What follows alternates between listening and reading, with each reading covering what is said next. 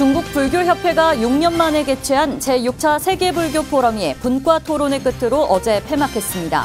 중국 절강성 설두사 일원에서 역대 최다 인원이 증가해 규모도 커지고 짜임새도 좋아졌다는 평가지만 세계 불교가 모인 자리에서 중국 공산당 띄우기에만 집중했다는 우려와 비판도 제기됐습니다. 사찰음식 명장 정관 스님이 뉴욕에서 강의와 시연으로 삶과 수행이 하나로 연결된 사찰음식의 가치와 의미를 전하며 큰 호응을 얻었습니다. 세 집 가운데 한 집, 전체 가구의 35.5%가 1인 가구로 지난해 1인 가구 수가 역대 최대치를 기록한 대한민국. 정토의 지도법사 법륜 스님이 공동체가 붕괴되고 혼자 살아가는 것이 일상이 되고 있는 시대에 삶의 자세와 방향을 제시했습니다.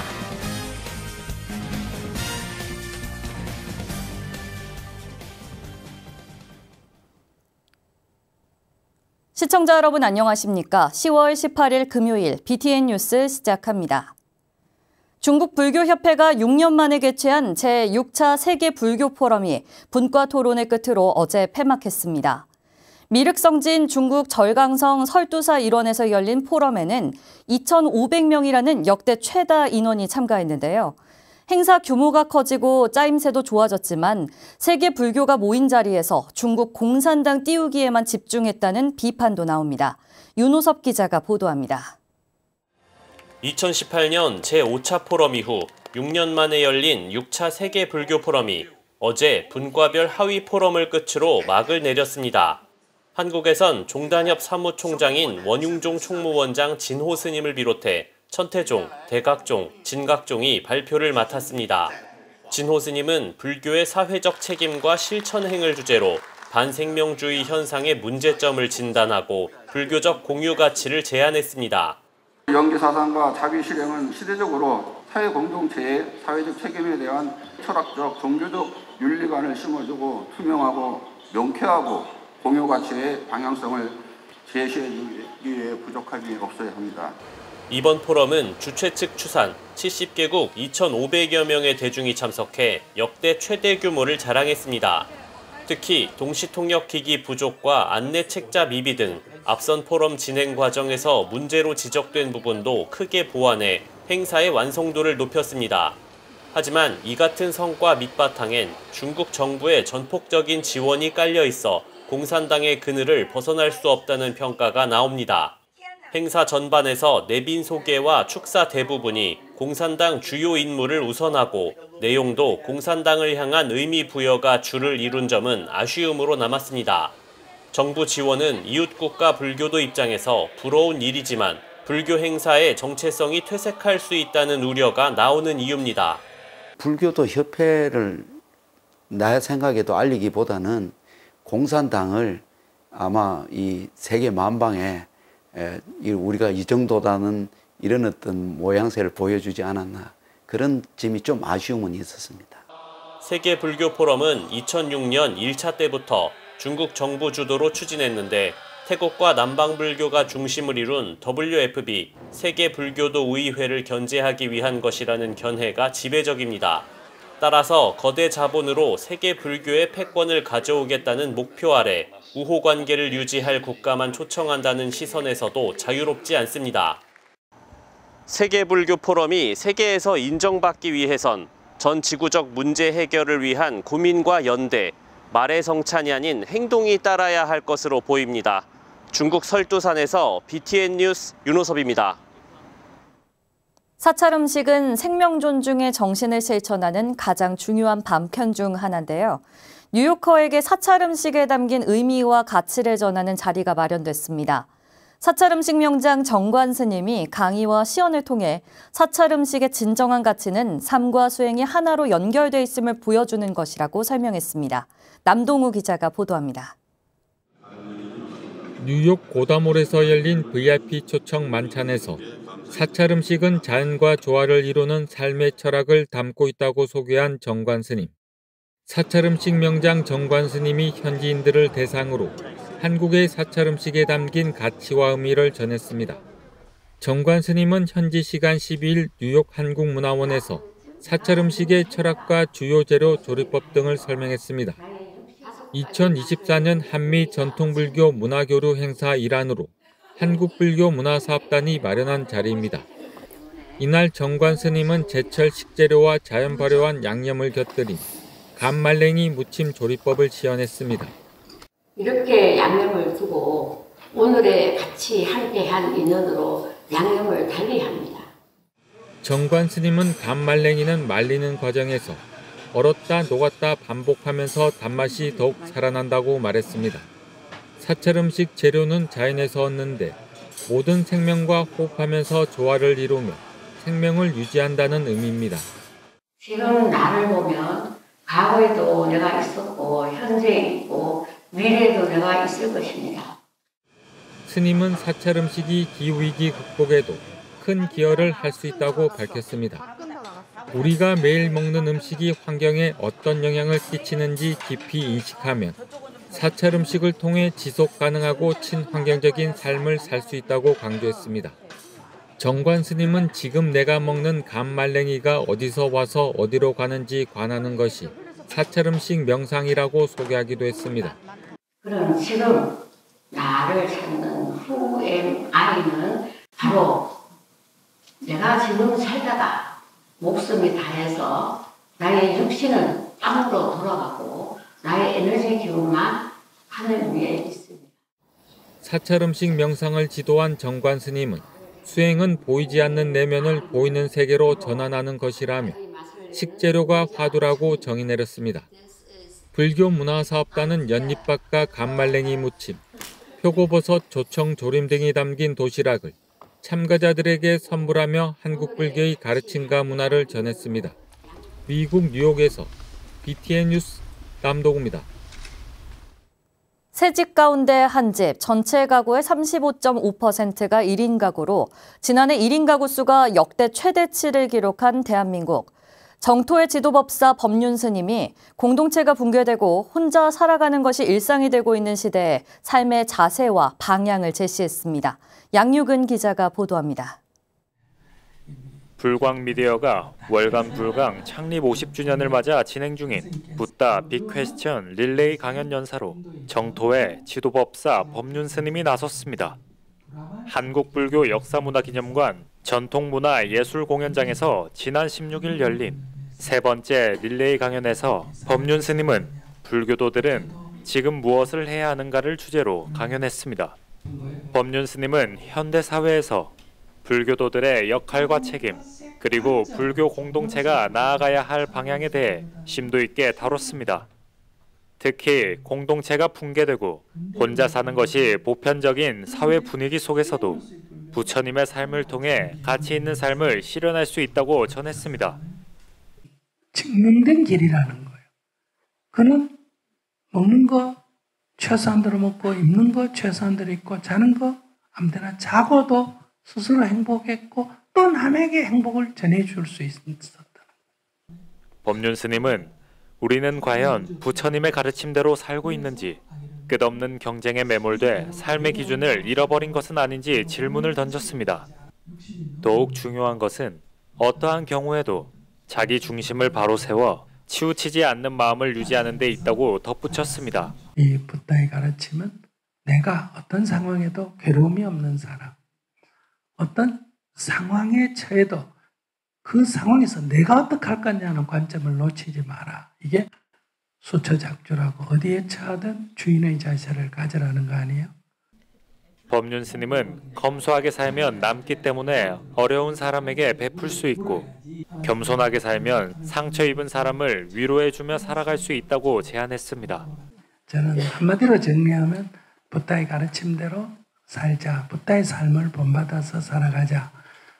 그걸 현대적으로 말하면 환경위기 시대에 좀 검소하게 살자. 공동체 붕괴 시대에 좀 겸손하게 살아가자. 그리고 자아상실의 시대에 정진하면서 살아가자. 이번 강연은 온라인으로도 동시 중계돼 실시간으로 불자 시민과 소통했습니다. 법륜 스님은 이번 강연을 통해 불교도뿐 아니라 다양한 고민에 직면한 현대인에게 불교적 지침을 주고 삶의 주인으로서의 지혜를 일깨웠습니다. BTN 뉴스 양유근입니다. 서울 관운동 백상빌딩에 31년간 위치했던 동국대학교 총동창회 회관이 충무로 영상센터로 이전해 문을 열었습니다. 어제 개관식에는 동국대 이사장 돈관 스님, 조계종 명예원로의원 법타 스님, 동국장학회 이사장 홍파 스님, 문선배 총동창 회장을 비롯한 동문 100여 명이 참석했습니다. 본관 5층의 문을 연 회관은 약 175제곱미터 규모로 역대 동창회장 연역이 기록된 명예의 전당과 회의실, 사무실, 동문 라운지 등으로 구성돼 지난 1일 개관했습니다.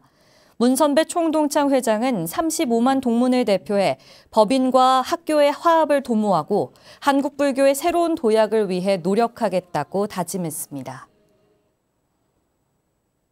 일제강점기 강제징용으로 타국에서 가족과 고국을 그리며 애달픈 삶을 살다가 유해로 돌아온 1,300여 희생자와 일본군 위안부 피해자 56명이 잠들어 있는 국립망향의 동산. 태고종 세종충남교구가 그들의 넋을 기리고 추모하는 영산 위령제를 봉행했습니다. 박대규 기자가 보도합니다.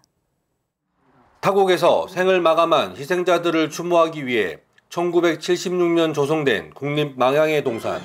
태고종 세종충남교구가 지난 12일 망향의 동산에서 제6회 충남도민과 함께하는 국립망향의 동산 영산위령제를 봉행하고 희생자의 영혼을 위로했습니다. 제6회 망향의 동산 영산위령제는 태고종 교육원장 재홍스님, 세종충남교구 종회의장 총공스님, 천불사 주지 인경스님, 충남 불교문화진흥원 이사장 법연스님, 충남도청 노희준 정책기획관 등이 참석해 영혼들을 위로했습니다. 우리는 그분들의 헌신과 희생을 기억하며 그분들의 영혼을 우려하고 기리는 마음을 잊어서는 안 됩니다. 우리는 그분들의 큰 뜻과 가르침을 늘 가슴에 새기며 부처님 품 안에서 중생들의 안녕과 평화를 위해 노력해야 합니다.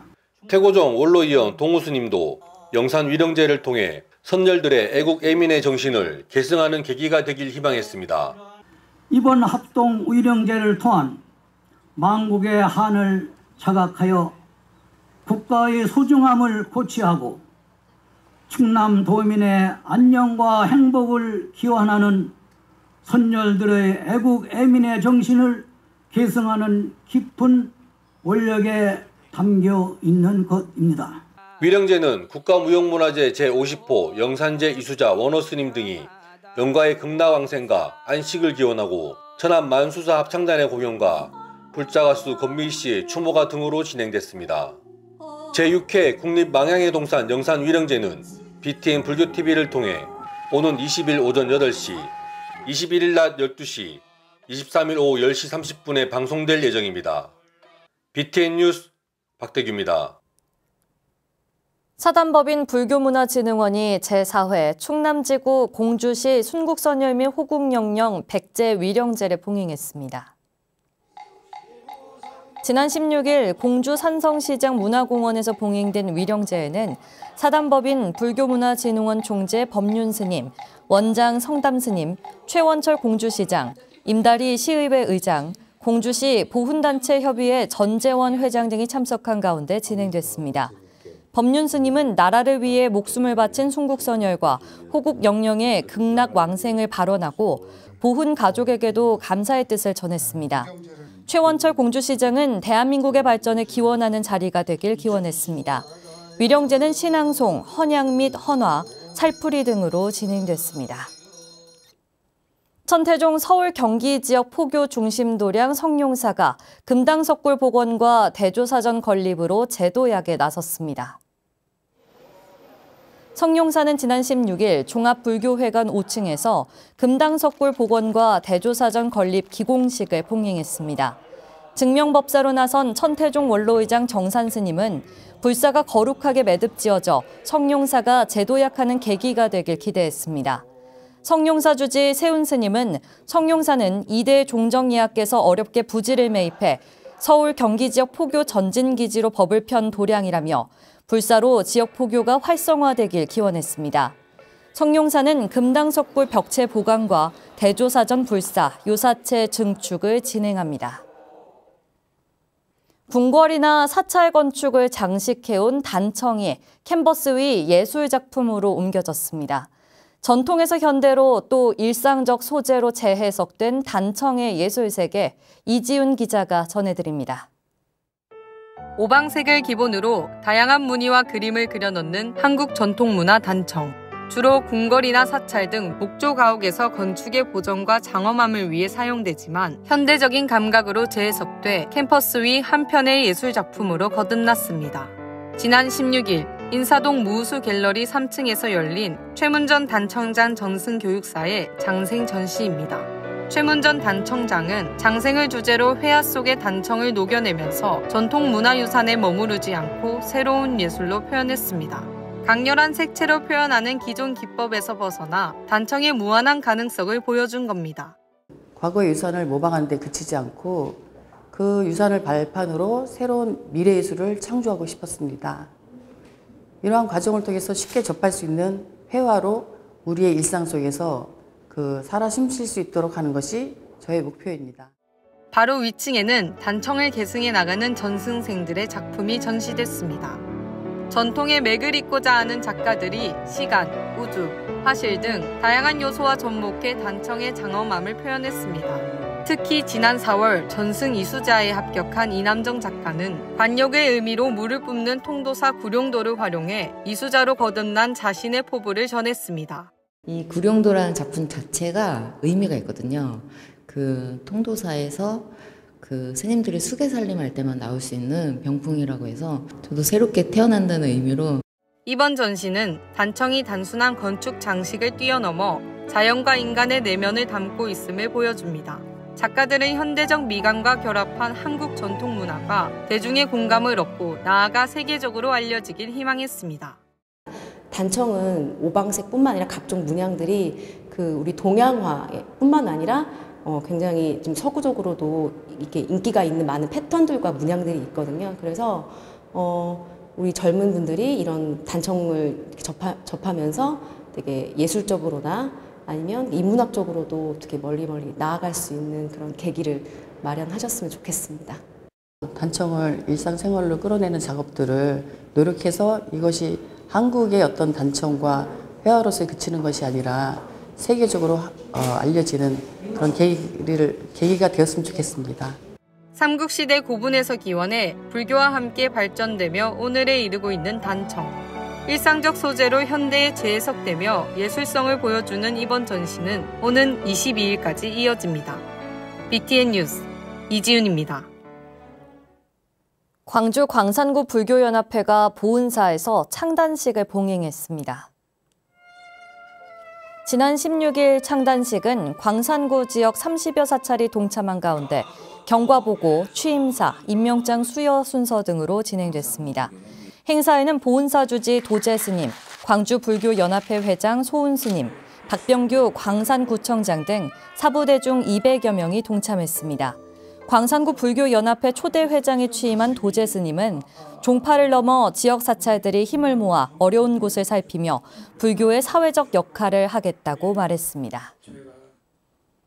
지난 마이산 탑사와 사단법인 붓다봉사단이 제13회 진안군 어르신 생신잔치를 열었습니다. 지난 16일 진안 전통문화전수관에서 열린 행사는 탑사주지 진성스님, 이재현 붓다봉사단 단장, 50여 자원봉사자와 지역 어르신 50여 명 등 150여 명이 동참했습니다. 이날 스님과 봉사자들은 케이크와 선물, 노래 공연과 점심 공양을 직접 어르신들에게 전달하며 따뜻한 생신잔치를 선물했습니다.